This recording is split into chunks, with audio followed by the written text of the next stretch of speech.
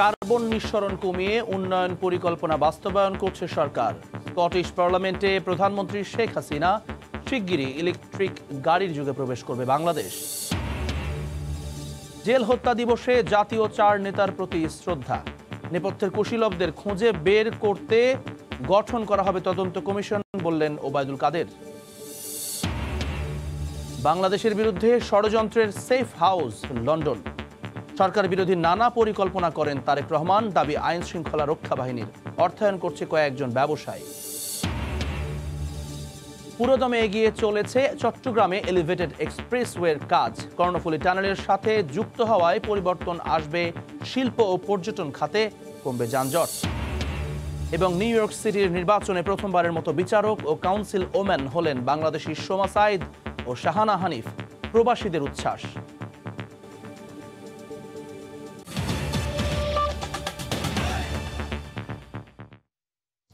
সময় সংবাদের সঙ্গে আছে আমি জুম্মান সাদিক জাভলিন।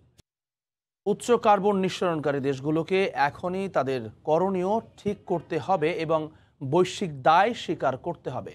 জলবায়ুর কারণে বিপন্ন জনগোষ্ঠীর শুধুমাত্র অভিযোজন নয়, জলবায়ুর ক্ষতির প্রভাব কমাতে উচ্চাভিলাষী প্রশমন পরিকল্পনাও বাস্তবায়ন করতে হবে। মঙ্গলবার স্থানীয় সময় রাতে গ্লাসগোতে স্কটিশ পার্লামেন্টে জলবায়ু বিষয়ক এক সেশনে একথা বলেন প্রধানমন্ত্রী শেখ হাসিনা। তিনি বলেন, কার্বন নিঃসরণ কমিয়ে তার সরকার বাংলাদেশে উন্নয়ন পরিকল্পনা বাস্তবায়ন করছে। জলবায়ু পরিবর্তন সম্পর্কিত শীর্ষ সম্মেলন COP26-এর এবারের আসরে মূল পর্বে যোগ দেওয়ার পাশাপাশি ক্লাইমেট ভালনারেবল ফোরাম বা ভুক্তভোগী দেশগুলোর প্রেসিডেন্ট হিসেবেও স্কটল্যান্ডে বেশ কিছু সাইডলাইন ইভেন্টে যোগ দিয়েছেন প্রধানমন্ত্রী। মঙ্গলবার স্থানীয় সময় রাতে দেশটির পার্লামেন্ট ভবনে কল ফর ক্লাইমেট প্রসপারিটি শীর্ষক এক বিশেষ সেশনের আয়োজন হয়, যেখানে প্রধানমন্ত্রী শেখ হাসিনাকে মূল বক্তা হিসেবে আমন্ত্রণ জানিয়েছিল স্কটিশ পার্লামেন্ট। এই অনুষ্ঠানে ছোট বোন শেখ রেহানা ও মেয়ে সিভিএফের থিমেটিক অ্যাম্বাসেডর সাইমা ওয়াজেদ পুতুল সহ উপস্থিত ছিলেন স্কটিশ পার্লামেন্টে প্রথম বাংলাদেশি এমপি ফয়সল চৌধুরী। জলবায়ু পরিবর্তনের প্রভাব মোকাবিলায় বাংলাদেশের করণীয় তুলে ধরে বক্তব্য রাখেন প্রধানমন্ত্রী। তিনি বলেন, কার্বন নিঃসরণ কম হয় এমন প্রযুক্তিতে এগোতে চায় তার দেশ। জানান, শিগগিরই ইলেকট্রিক গাড়ির যুগে প্রবেশ করবে Bangladesh. Bangladesh is also committed to following a progressive approach to developing its economy on a low carbon pathway.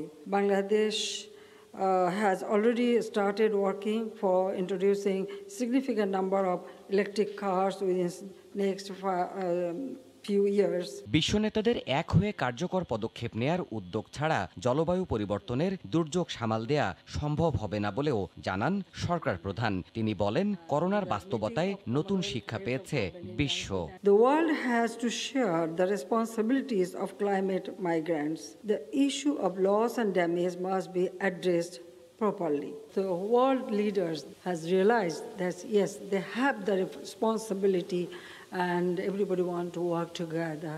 So we will work together to save our planet, save our future generation. এর আগে স্থানীয় সময় বিকেলে COP26-এর সম্মেলন স্থলে British প্রধানমন্ত্রী Boris জনসনের সঙ্গে দ্বিপক্ষীয় বৈঠক করেন প্রধানমন্ত্রী শেখ হাসিনা। উপস্থিত ছিলেন তার মেয়ে ক্লাইমেট ভালনারেবল ফোরামের থিমেটিক অ্যাম্বাসেডর সাইমা ওয়াজেদ পুতুল। বৈঠকে বাংলাদেশ যুক্তরাজ্য দ্বিপক্ষীয় সম্পর্কের বিভিন্ন দিক নিয়ে আলোচনার পাশাপাশি লন্ডনে পালিয়ে থাকা আসামিদের বাংলাদেশে ফেরত নেওয়ার বিষয়েও দুই শীর্ষ নেতার আলোচনা হয়েছে বলে জানা গেছে।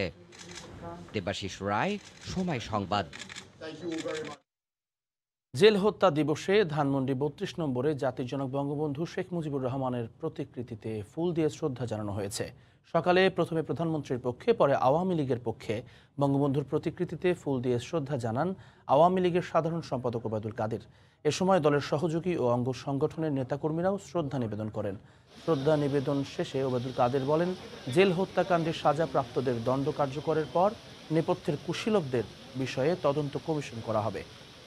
সাম্প্রদায়িক শক্তির বিরুদ্ধে সকল গণতান্ত্রিক শক্তিকে ঐক্যবদ্ধ হওয়ারও আহ্বান জানান তিনি। পরে বনানী কবরস্থানে জাতীয় নেতার কবরে শ্রদ্ধা নিবেদন শেষে আত্মার মাগফিরাত কামনা করে দোয়া ও মোনাজাত করা হয়।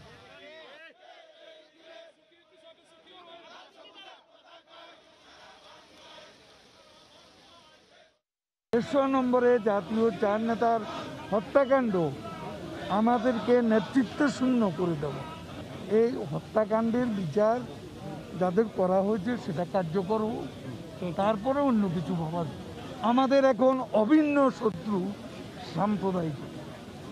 এই সাম্প্রদায়িকতার বিরুদ্ধে জেল হত্যা দিবসে আমাদের শপথ, বাংলাদেশের সকল অসাম্প্রদায়িক গণতান্ত্রিক দেশপ্রেমিক শক্তিকে আমরা বঙ্গবন্ধু কন্যা প্রধানমন্ত্রী শেখ হাসিনার নেতৃত্বে ঐক্যবদ্ধ হওয়ার আহ্বান জানাই। তীব্র হচ্ছে কুয়াশা, প্রকৃতিতে বাড়ছে শীতের অনুভূতি।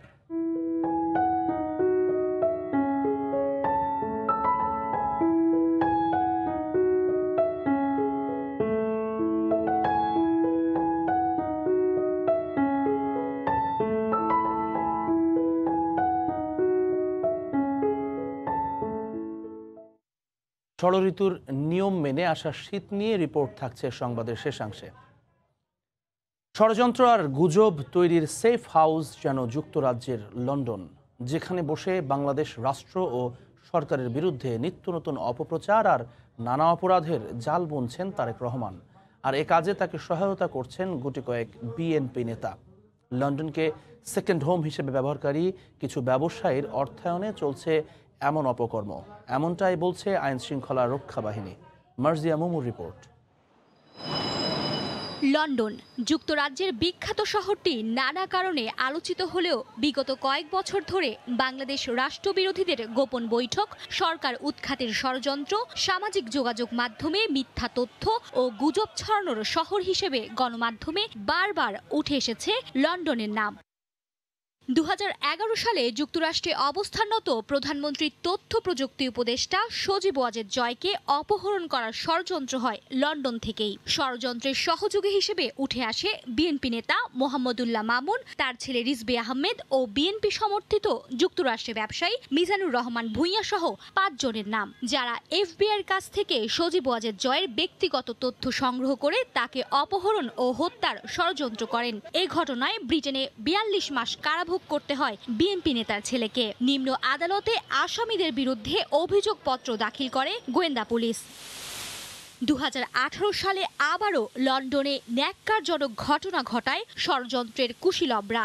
বাংলাদেশ হাইকমিশনে হামলা করে হাইকমিশন অফিসে ভাঙচুর চালানো হয়, করা হয় জাতীয় পতাকার অবমাননা, যে ঘটনায় সরাসরি জড়িত ছিলেন যুক্তরাজ্য বিএনপির সাধারণ সম্পাদক কয়সর আহমেদ। এমনকি বিভিন্ন সময় প্রধানমন্ত্রী শেখ হাসিনার যুক্তরাজ্য সফরকে কেন্দ্র করে লন্ডন থেকে বিশৃঙ্খলা তৈরির অপচেষ্টা চালানো হয়। এইসব ঘটনার পেছনে সহযোগী হিসেবে গোয়েন্দা সংস্থা লন্ডনে অবস্থানরত বিএনপি নেতাদের সংশ্লিষ্টতার প্রমাণ পেয়েছে। মঙ্গলবার ডিজিটাল প্ল্যাটফর্ম ব্যবহার করে রাষ্ট্রবিরোধী অপপ্রচার করায় যুক্তরাজ্য বিএনপির সহকারী সম্পাদক ও লন্ডন বিএনপির প্রচার সম্পাদক মোহাম্মদ মইনুল ইসলামের ছোট ভাই শাহ মাহমুদকে রাজধানীর দক্ষিণখান এলাকা থেকে গ্রেফতার করে র্যাব। সামাজিক যোগাযোগ মাধ্যমে মাহমুদ প্রধানমন্ত্রী শেখ হাসিনার শারীরিক অবস্থা, তার পরিবার ও সরকার বিরোধী নানা অপপ্রচার চালিয়ে আসছিল। মার্জিয়া মুমু, সময় সংবাদ, ঢাকা। সময় সংবাদে আরও থাকছে। দুর্নীতির প্রমাণ আছে জানিয়ে ভয় দেখিয়ে টাকা আদায়, টার্গেট করা হতো ব্যবসায়ীদের, দুদক কর্মকর্তা পরিচয়ে প্রতারণা, গ্রেফতার 2।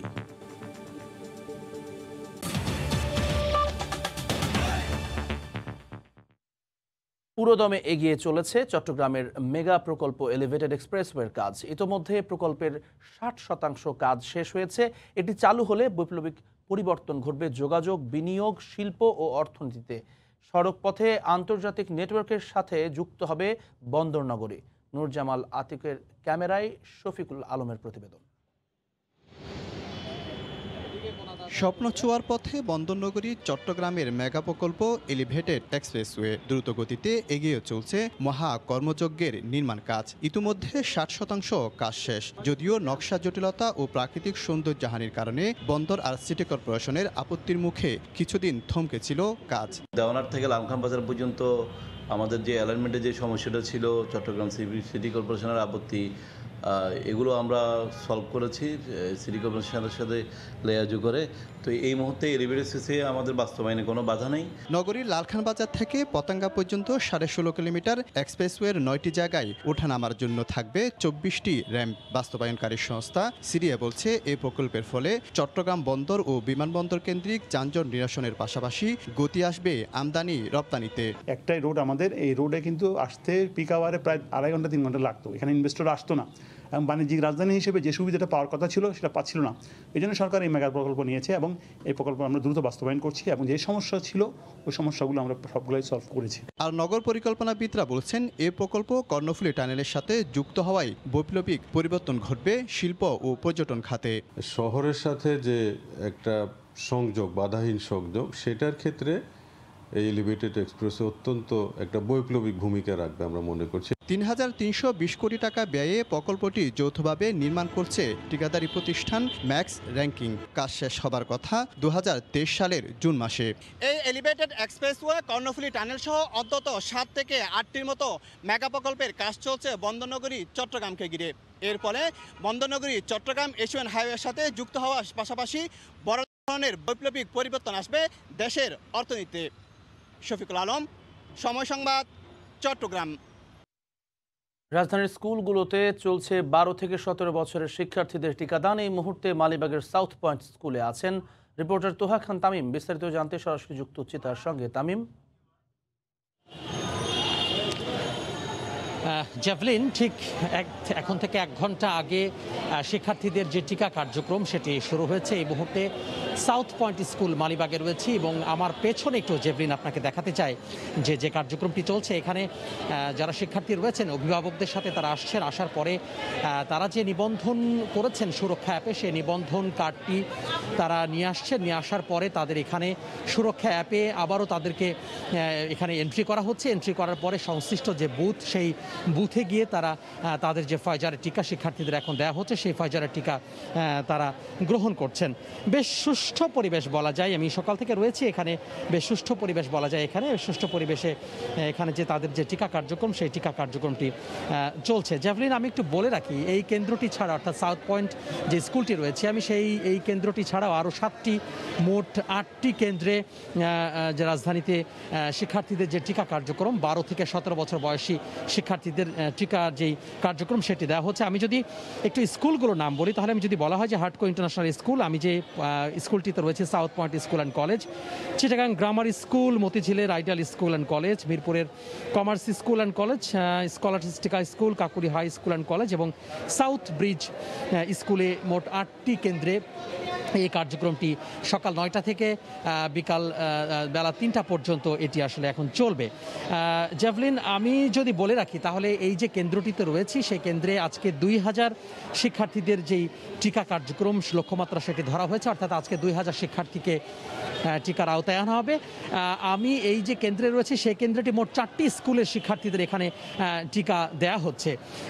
আমি যদি একটু স্কুলের নামগুলো বলি তাহলে বলা যায় যে Imperial College, Ikramunnessa High School Rampura, Banasree National Ideal School এবং বাড্ডা আলাতুন্নেসা যে স্কুল রয়েছে সেই স্কুল। এবং এই 4টি স্কুল অ্যান্ড কলেজের শিক্ষার্থীদের যে টিকার আওতায় আনা হচ্ছে এবং মোট 2000 জন।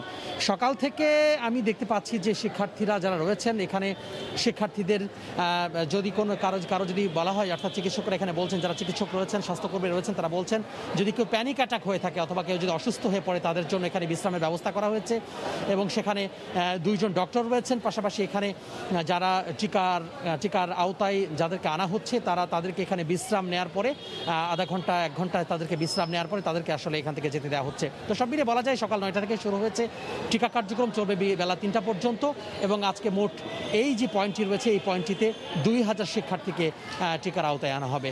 তো জ্যাভলিন, এই ছিল আমার হাতে সবশেষ। মালিবাগের সাউথ পয়েন্ট স্কুল থেকে যুক্ত হয়েছিলেন সহকর্মী তোহা খান তামিম। সেমিফাইনাল সমীকরণে টিকে থাকতে স্কটল্যান্ডের বিপক্ষে খেলবে নিউজিল্যান্ড। দুবাই আন্তর্জাতিক ক্রিকেট স্টেডিয়ামে ম্যাচ শুরু হবে আজ বিকেল 4টায়। পাকিস্তানের বিপক্ষে হার দিয়ে বিশ্বকাপ মিশন শুরু করে নিউজিল্যান্ড। পরের ম্যাচে ভারতকে উড়িয়ে দিয়ে জয় তুলে নেয় কিউইরা। সেই ধারাবাহিকতা রাখতে স্কটল্যান্ডের বিপক্ষে মাঠে নামবে ব্ল্যাক ক্যাপরা। 2 ম্যাচে 1 জয়ে পয়েন্ট টেবিলের 3 নম্বরে আছে তারা।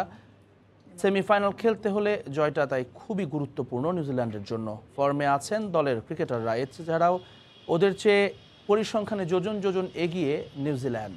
অন্যদিকে 2 ম্যাচের সবকটিতেই হেরেছে স্কটিশরা। কাগজে কলমে বিশ্বকাপ থেকে তাদের বিদায় না হলেও সম্ভাবনা একেবারেই শূন্য।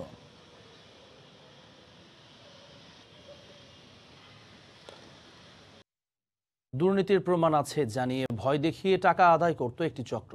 এক্ষেত্রে টার্গেট করা হতো আমদানি রফতানিতে জড়িত ব্যবসায়ীদের। পরে দুদক কর্মকর্তা পরিচয়ে আদায় করা হতো টাকা। এমনই এক চক্রের 2 জনকে গ্রেফতার করা হয়েছে। পুলিশ বলছে দুদক কর্মকর্তা পরিচয়ে দীর্ঘদিন ধরে প্রতারণা করে আসছে তারা। বুলবুল রেজার রিপোর্ট। দুর্নীতি দমন কমিশন থেকে ইনভেস্টিগেশন অফিসার মোস্তাফিজুর রহমান। এভাবেই নিজেকে দুদকের তদন্ত কর্মকর্তা পরিচয় দেন তৌহিদ কাজী। সরকারি বেসরকারি কর্মকর্তা এবং ব্যবসায়ীদের ফোন করে ভয় দেখান। এটা আজকে এখান থেকে চলে যাবে ফাইলটা। চক্রটির মূল টার্গেট আমদানি রপ্তানি বাণিজ্যে জড়িত ব্যবসায়ীরা।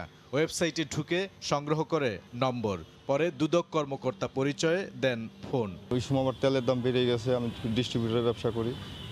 এরপরে আমরা বললাম যে কাকা আমি তো ব্যবসা করি, আমি ওইগুলোর মধ্যে আমি যাবো না।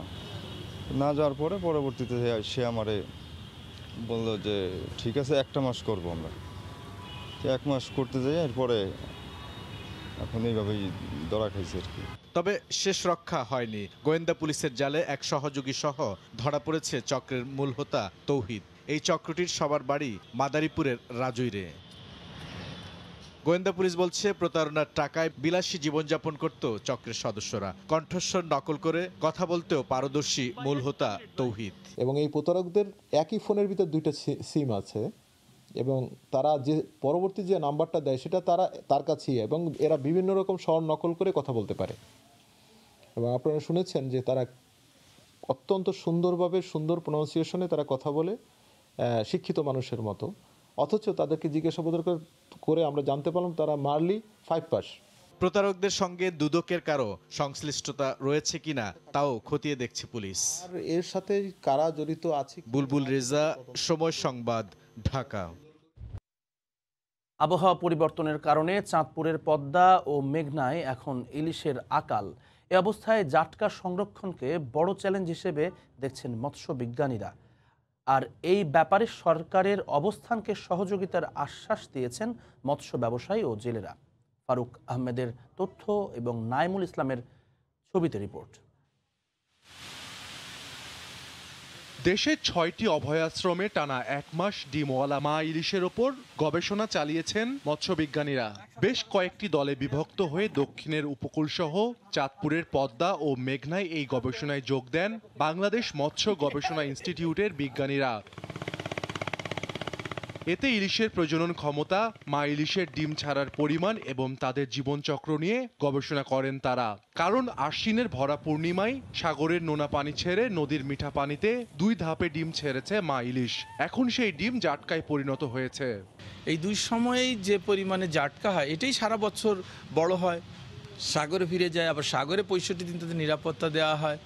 তো এই যে তাদের জীবনচক্র চলে, এই সময়ে তাদের নিয়মকানুন মানা, অর্থাৎ 1 মার্চ থেকে 30 এপ্রিল অভয়াশ্রমগুলোতে তাদের নিরাপত্তা দেওয়া, সাগরে ফিরে গেল 20 মে থেকে 23 জুলাই 2 মাস 5 দিন তাদেরকে নিরাপত্তা দেওয়া।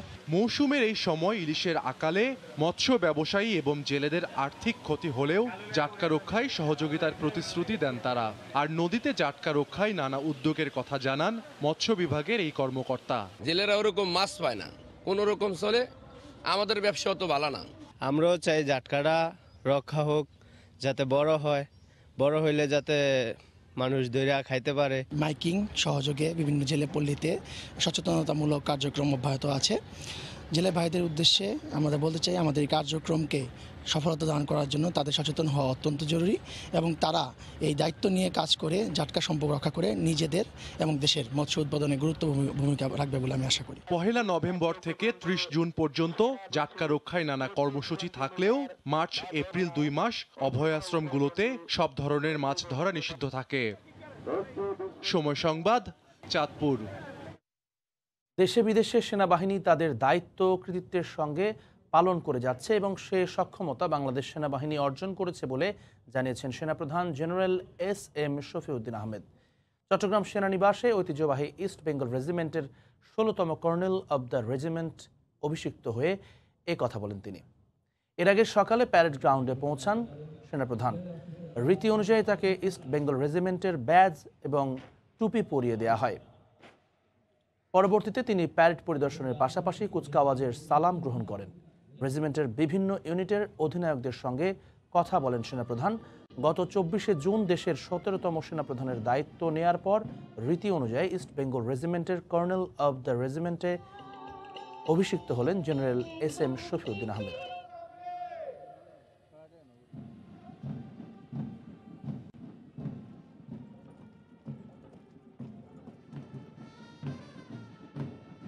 বাংলাদেশ সেনাবাহিনী তার অর্পিত দায়িত্বসমূহ অত্যন্ত সঠিকভাবে পালন করতে পারবে। দেশে বিদেশে সুনামের সাথে আমি বিশ্বাস করি আমাদের প্রদত্ত সকল দায়িত্ব আমরা পালনে সক্ষম হব। বাংলাদেশ সেনাবাহিনী ইনশাল্লাহ সেই সক্ষমতা অর্জন করতে পেরেছে বলে আমি বিশ্বাস করি। আমাদের প্রদত্ত দায়িত্ব আমরা সঠিকভাবে করছি এখনো, ইনশাল্লাহ ভবিষ্যতে করে যাব। কুয়াশা তীব্র হচ্ছে, সূর্যের প্রখরতা কমছে, শীত নামতে শুরু করেছে হিমালয়ের কোল ঘেঁষা উত্তরের জনপদে। ষড়ঋতুর নিয়ম মেনে আসা এই শীত অনেকের কাছে আনন্দ উদযাপনের, আবার গরিব মানুষের জীবনে এই শীত নেমে আসে নিদারুণ কষ্ট হয়ে। তারিকুল ইসলামের ক্যামেরায় রতন সরকারের রিপোর্ট। আকাশ ভেঙে ঝরা কুয়াশা দুর্বাত হয়েছে উত্তরে। আলো দিয়ে প্রভাতের ঘুম ভাঙা সূর্যকে ঝলমলিয়ে ভেঙচি কাটছে ধানের ডগায়, ফুলের পাতায় জমাট বাঁধা শিশির বিন্দু। হিমালয়ের কোল ঘেঁষা এই জনপদ তাই একটু আগে ভাগেই মাঠে প্রান্তরে প্রকৃতিতে বাড়ছে শীতের অনুভূতি। তাপমাত্রা কমছে, হিমেল হাওয়ায় দুলছে শুকনো পাতা, বাড়ছে শীতল শিহরণ। নবান্ন উৎসব সামনে শুরু হবে, এটা আমাদের বাঙালির ঐতিহ্য একটা, সেক্ষেত্রে ভালোই লাগতেছে। শীতের সময় তো শীত ভালোই লাগে, এখন হালকা শীত আছে। 12টার পর থেকে কুয়াশা হয়, তারপর একটু ঠান্ডা হয়, ঠান্ডা পড়ে। সকাল দিকে বেশ ঠান্ডা আছে, সন্ধ্যার পর থেকেই কুয়াশা শুরু হয়। অগ্রহায়ণের ভরা ক্ষেতের ওপর কুয়াশার আস্তরণ জানান দেয় শীতের আগমনী বার্তা। আসছে শীতে অনেকের মনে নতুন ধান তুলে নবান্ন আর শীতকে উদযাপনের আনন্দ। আর কিছু মানুষের কাছে এই শীত নানা শঙ্কারও। দোকানপাট সকাল সকাল বন্ধ হয়ে যাচ্ছে, ব্যবসা বাণিজ্য প্রতিষ্ঠান খুবই বাজার খারাপ। এই ঠান্ডায় সর্দি কাশি জ্বর এই সমস্ত দেখা যাচ্ছে আর কি। আবহাওয়া অফিস বলছে এখন সর্বনিম্ন 18 থেকে 20 ডিগ্রি সেলসিয়াসে ওঠানামা করছে তাপমাত্রা। সপ্তাহান্তে নামতে পারে 15 ডিগ্রি সেলসিয়াসে। আগামী সপ্তাহে হয়তো তাপমাত্রা আরও কিছুটা ফল করবে, অর্থাৎ এখন 18 ডিগ্রি সেলসিয়াস আছে উত্তর রংপুর বিভাগে, সেটা হয়তো বা 15 দিকে নেমে আসার সম্ভাবনাটা আছে। হিমালয়ের কাছাকাছি হওয়ায় দেশের শীতপ্রবণ এলাকা হিসেবে পরিচিত বৃহত্তর রংপুর দিনাজপুর অঞ্চলের জেলাগুলো। রতন সরকার, সময় সংবাদ, রংপুর। নিউ ইয়র্ক সিটির নির্বাচনে প্রথমবারের মতো কুইন্সের বিচারক ও ব্রুকলিনের সিটি কাউন্সিল ওম্যান হলেন বাংলাদেশি সোমা সাইদ ও শাহানা হানিফ। মঙ্গলবার চূড়ান্ত ফলাফল ঘোষণা করা হয়। গুরুত্বপূর্ণ এই দুটি পদে প্রথমবারের মতো বাংলাদেশিদের বিজয়ে নিউ ইয়র্কে এখন চলছে আনন্দ উৎসব। এদিকে নিউ ইয়র্ক সিটির মেয়র নির্বাচিত হয়েছেন ডেমোক্রেটিক প্রার্থী এরিক অ্যাডামস। নিউ ইয়র্ক থেকে বিস্তারিত জানাচ্ছেন হাসানুজ্জামান সাকি। বিশ্বের অন্যতম বৃহৎ এবং যুক্তরাষ্ট্রের সবচেয়ে বড় শহর নিউ ইয়র্ক। এই শহরের আয়তন, জনসংখ্যা ও ব্যবসা বাণিজ্যের প্রসার এবং ব্যাপ্তি ততটাই নিষ্প্রাণ হয়েছে এবারের সাধারণ নির্বাচন। মঙ্গলবার সারাদিন বিচ্ছিন্নভাবে 1-2 করে ভোটার ভোট কেন্দ্রে এসেছেন। এদের মধ্যে স্বল্প সংখ্যক বাংলাদেশিও ছিলেন। আমার ভালো লাগছে ভোট দিয়ে, আমি ফার্স্ট টাইম ভোটার এখন, আর আমিও চাই যে সবাই ভোট দিক, বিশেষ করে আমাদের বাঙালি যারা আছে। আমরাই তো নির্ধারণ করব যে কে সিটিটাকে টেক কেয়ার করবে আর কি হবে, তার উপরে ডিপেন্ড করতেছে। নিউ ইয়র্কের প্রতিটি ভোট কেন্দ্রে বিভিন্ন নির্দেশনা দেয়া হয় বাংলায়। ব্যালট পেপারেও ছিল বাংলা ভাষা। সকাল 6টা থেকে টানা রাত 9টা পর্যন্ত চলে ভোট গ্রহণ। নির্বাচনে ভোটার উপস্থিতি কম হলেও প্রার্থীরা সুনিশ্চিত বিজয় জেনেও ঘরে বসেছিলেন না। ঠান্ডা আবহাওয়ায় বিরামহীন প্রচারণা চালিয়েছেন তারা। এদিকে রাতে ভোট গণনা শেষে দ্রুতই ফল আসতে থাকে। নির্বাচনে মেয়র পদে বিজয়ী হন এরিক অ্যাডামস। 2 বাংলাদেশি প্রার্থী কুইন্স কাউন্টি বিচারক পদে অ্যাটর্নি সুমা সাইদ ও ব্রুকলিনে সিটি কাউন্সিল ওমেন হিসেবে বিজয়ী হন শাহানা হানিফ। আমি খুবই এক্সাইটেড এবং হোপফুল যে আমি শেষ বাংলাদেশি না সিটি কাউন্সিলে। খুব ভালো লাগছে উইন করে, এবং এই উইনটা বাংলাদেশিদের জন্য এবং প্রত্যেকটা ইমিগ্রেন্ট কমিউনিটির জন্য। নিউ ইয়র্কে ডেমোক্রেটিক পার্টির প্রাইমারি নির্বাচন অনুষ্ঠিত হয় গত জুনে। নিজ দলের প্রার্থীদের মধ্যে কে চূড়ান্ত প্রার্থী হবেন দল কিংবা দলীয় নেতারা নন, এই প্রাইমারিতে ভোটাররাই তা ঠিক করেন। প্রাইমারিতে যারা বিজয়ী হন ডেমোক্রেট অধ্যুষিত হওয়ায় সাধারণত তারাই মূল নির্বাচনে চূড়ান্ত বিজয় পান। এবারও তার ব্যতিক্রম হয়নি। দীর্ঘ 30 বছর পর নিউ ইয়র্ক সিটি একজন কৃষ্ণাঙ্গ মেয়র পাচ্ছে, যিনি বাংলাদেশি, এশিয়ান এবং অভিবাসী সমাজের কাছে যথেষ্ট গুরুত্বপূর্ণ এবং তার রয়েছে ঘনিষ্ঠ সম্পর্ক। অন্যদিকে নিউ ইয়র্কের 2টি গুরুত্বপূর্ণ পদ, ব্রুকলিনের কাউন্সিল ওমেন এবং কুইন্স কাউন্টি বিচারক পদে 2 জন বাংলাদেশি নারী প্রথমবারের মতো বিজয়ী হয়েছেন। সব মিলিয়ে নির্বাচন পরবর্তী এই রাতে উৎসব আমেজে ভাসছে নিউ ইয়র্কবাসী এবং বাংলাদেশিরা। হাসানুজ্জামান সাকি, সময় সংবাদ, ব্রুকলিন, নিউ ইয়র্ক। সময় সংবাদের শীর্ষ সংবাদগুলো জানিয়ে দিচ্ছে আরও একবার। কার্বন নিঃসরণ কমিয়ে উন্নয়ন পরিকল্পনা বাস্তবায়ন করছে সরকার। স্কটিশ পার্লামেন্টে প্রধানমন্ত্রী শেখ হাসিনা। শিগগিরই ইলেকট্রনিক গাড়ির যুগে প্রবেশ করবে বাংলাদেশ। জেল হত্যা দিবসে জাতীয় 4 নেতার প্রতি শ্রদ্ধা। নেপথ্যের কুশীলবদের খুঁজে বের করতে গঠন করা হবে তদন্ত কমিশন, বললেন ওবায়দুল কাদের। এবং পুরোদমে এগিয়ে চলেছে চট্টগ্রামে এলিভেটেড এক্সপ্রেসওয়ের কাজ। কর্ণফুলী টানেলের সঙ্গে যুক্ত হওয়ায় পরিবর্তন আসবে শিল্প ও পর্যটন খাতে, কমবে যানজট। এই ছিল সময় সংবাদের সঙ্গে থাকুন সময়।